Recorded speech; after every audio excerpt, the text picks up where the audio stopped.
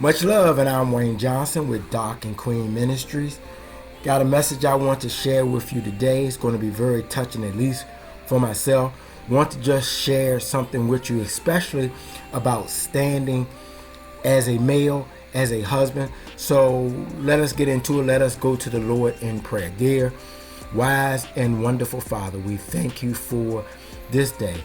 Heavenly Father, I ask that you move upon my heart to share with the viewers out here, especially those husbands who are standing for the restoration of their marriage. Father God, I ask that you part within me the things that will help bring clarity to this situation and helps those who are in need. We thank you, Father God, for all that you do, and in Jesus' name, amen. Wow, what a powerful situation that the Lord led on me to share this. It's not going to be easy to share this information to you, but with God, all things are possible. And a lot of times we as men, we've been taught to keep things in and not to express our emotions, our feelings, and the things that's going on in our lives. We are supposed to, i.e., tough it out.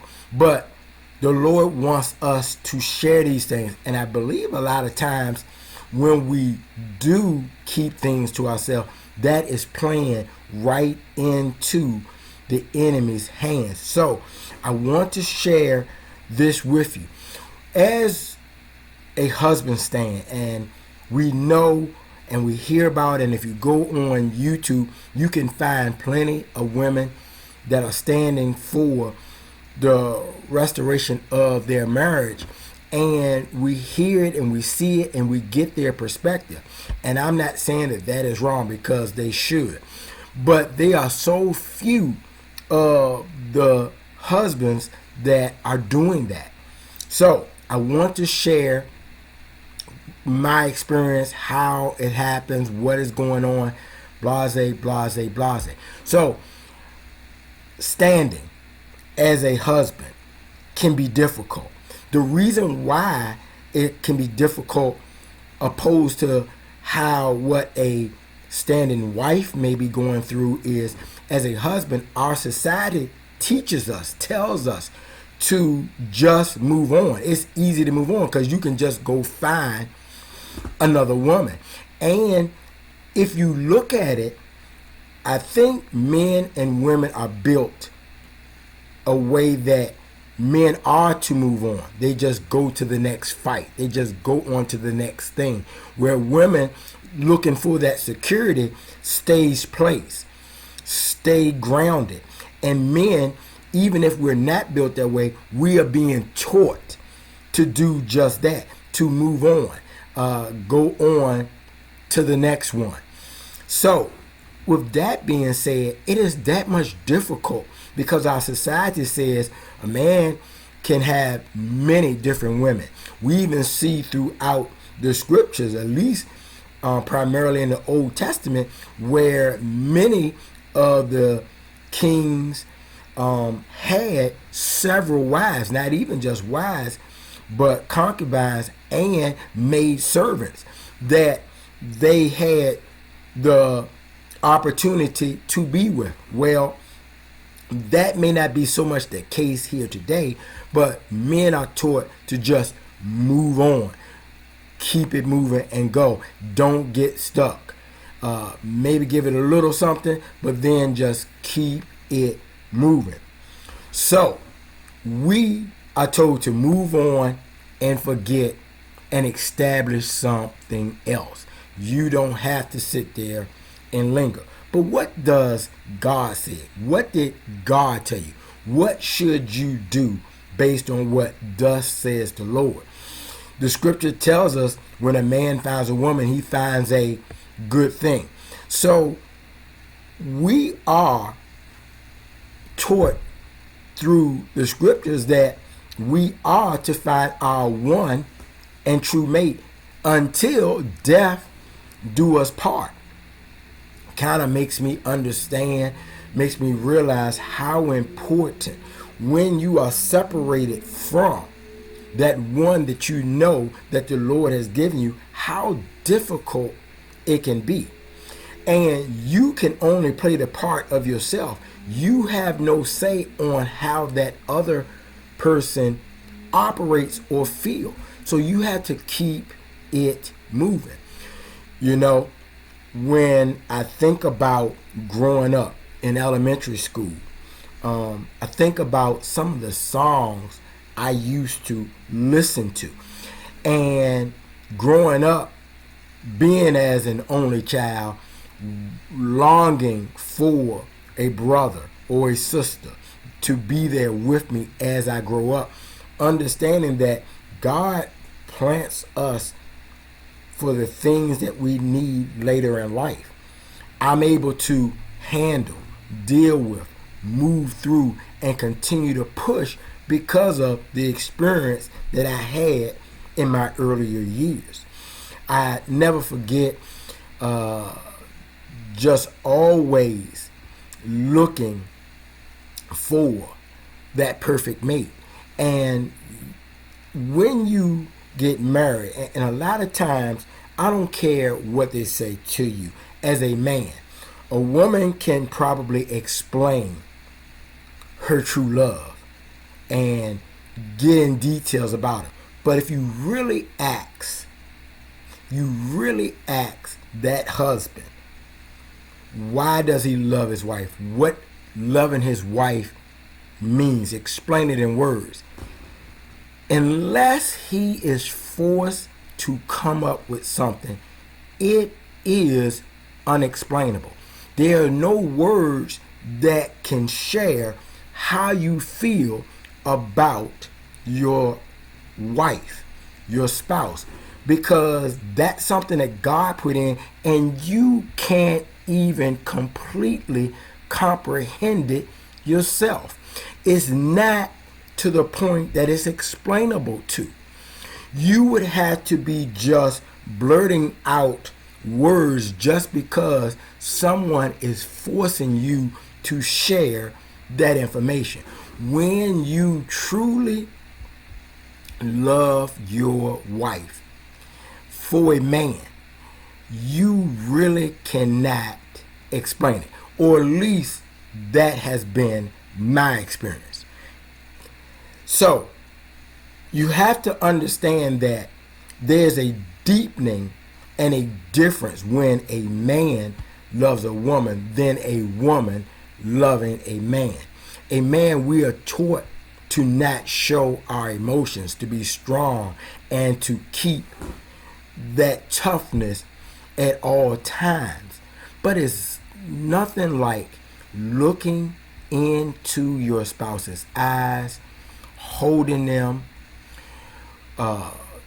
doing all the emotional, physical, and loving things that come with loving them. You will love them to the point that it is truly unconditional. You got to understand that it's a different feeling for a man because we're taught not to let go of ourselves. But when we do for that woman, it's special because you are putting everything down for that one who belongs to you, given to you by the Lord, who makes you better. It just reminds me of the word. Let me find it. It reminds me of this word in Scripture. Mark. I know it's in Mark. Mark chapter 8, verse, I believe it starts with 36. What good is it for someone to gain the whole world yet forfeit their soul? Or what can anyone give in exchange for their soul? See, you have to understand that just like on a spiritual standpoint, if we gain the whole entire world but lose our soul, all of it was worth absolutely nothing. And the same, or maybe not quite the same, but very, very close. What does it matter for a man to gain all the accolades that he wants, that he cannot share it with his special person, his wife? It is so important to a man to take that step with his wife, that they both reach the top. She is the one who will elevate him to the top. And if he gets to the top without her, but he has no one to share it with, then what did he really do? Was his accomplishments really, truly all that?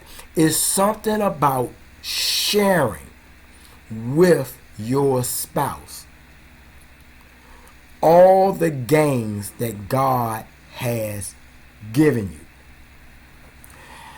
I want to also share, it's interesting growing up as early as elementary school. Listen to a song, gosh, I think her name was Yvonne something. But she sung a song that says, "If I can't have you, I don't want no one, baby." That song meant a lot to me when I was in elementary school and had nobody. These things are put into us early on for a reason. All I'm saying is, it may not be to the point where things get better. However, when God puts you with someone, you know who that one is. And anybody else just won't do. It's just not the same. It's just not the same. Because what God puts together is just different. It's just has a specialty about it. And there's nothing you can actually do to change how you feel, because you know it was ordained and put together from God. I'm going to close out. And this has not been the easiest thing to share. But I think that this was necessary. So people, especially the standing husbands, to have that faith and understanding of someone knows what you're dealing with. Because people on the outside who's not going through it can't really give you what you're going through unless God has put it in them to be able to understand. But for the most part, this is something that you can only experience by walking through it. I'm going to finish with this. Proverbs chapter 3, verse 3. And it reads, "Let love and faithfulness never leave you. Bind them around your neck. Write them on the tablet of your heart." Much love.